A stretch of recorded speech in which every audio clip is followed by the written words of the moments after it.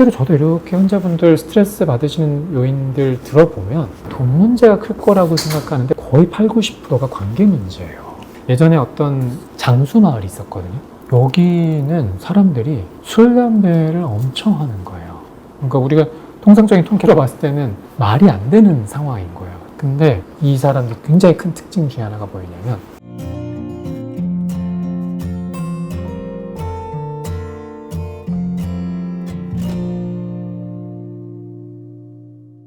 최근 연구 결과들을 보면 스트레스 완화와 면역세포가 올라가는데 정말 중요하게 꼽는 것 중에 하나가 관계성이에요. 그래서 내가 가까운 사람들과 뭐 가족일 수도 있고 연인일 수도 있고 이웃일 수도 있고, 근데 내가 정말 마음 편하고 긍정적인 감정을 주고받을 수 있는 대상자가 얼마나 있는가, 그리고 그 사람들과 얼마나 깊은 감정적 유대 관계를 갖고 있는가가 어떤 그 사람의 면역력이라든가 생존 가능성을 높이는데 굉장히 큰 영향을 미친다고 하고, 실제로 저도 이렇게 환자분들 스트레스 받으시는 요인들 들어보면 거의 8, 90%가 관계 문제예요. 우리는 돈 문제가 클 거라고 생각하는데, 물론 돈 문제도 중요하죠. 그리고 관계 문제에 돈 문제가 영향을 미치는 경우도 많지만 통계적으로 봤을 때는 거의 관계 문제다.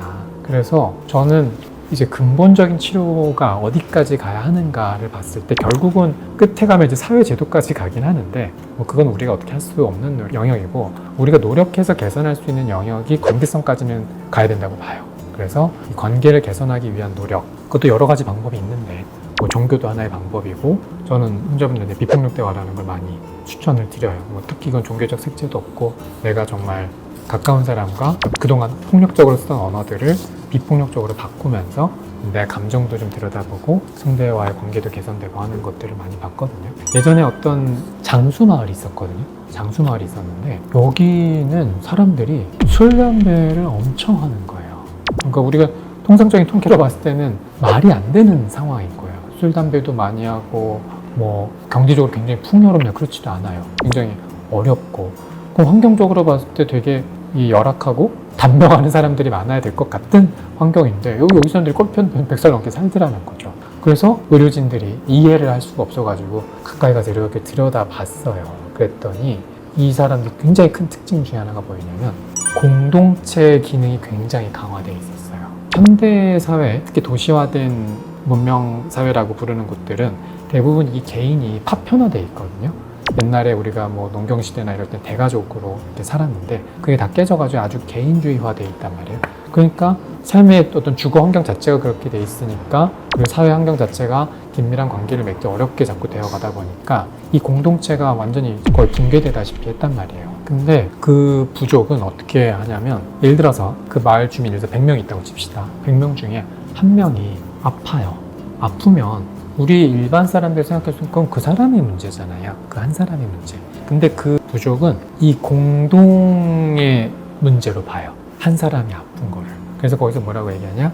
당신이 아픈 건 우리 공동체의 균형이 깨졌다는 증거입니다. 당신이 아픔으로써 우리에게 그 신호를 알려주셔서 고맙습니다. 이제 우리가 균형이 깨진 걸 알았으니까 다 같이 균형을 찾는 노력을 합시다. 라고 한다는 거예요. 그래서 그 사람들이 같이 둘러 앉아서 뭐 춤도 추고 노래도 부르고, 이 사람이 그 안에서 자연스럽게 그 에너지 안에 존재할 수 있게 해준다는 거죠. 물론 그게 뭐 그 사람이 아픈 거를 뭐 모든 의학적 처치를 대신해 줄 수는 없지만, 그 어떤 문화와 분위기 속에서 그 개별 사람들은 어떤 느낌을 받냐면, 내가 아무리 아프고 어렵고 힘들어도 이 공동체가 나를 지켜줄 거야 라는 이 믿음이 있다는 거예요. 이게 엄청 큰 힘을 발휘하는 거죠. 그렇게 술, 담배를 많이 하고 하는 과 요인들을 다 이겨낼 수 있을 만큼의 힘을 갖는다는 거예요. 그래서 아까 제가 말씀드린 관계성이라는 게, 가까이는 뭐 가족이나 우리가 자주 보는 그 작은 규모의 사람들도 물론 있지만, 중요하지만 좀 더 확장된 관점을 가지면 그런 조금 더 큰 공동체 기능이 되게 중요하다.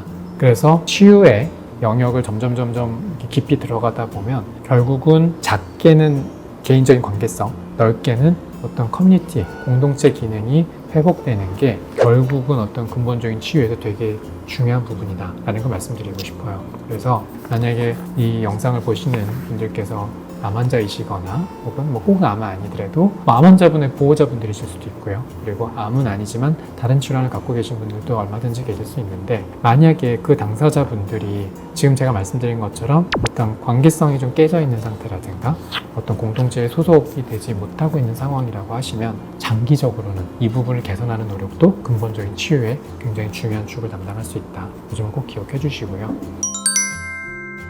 정리를 하자면 어쨌든 우리 몸에서 암세포가 커지는 걸 막는 데에는 NK세포와 T세포가 굉장히 중요한 역할을 한다. 근데 이런 면역세포들은 우리가 일반적인 어떤 생활 습관이 건강해야 잘 유지가 될 수 있다. 먹고 자고 싸고 자라는 거.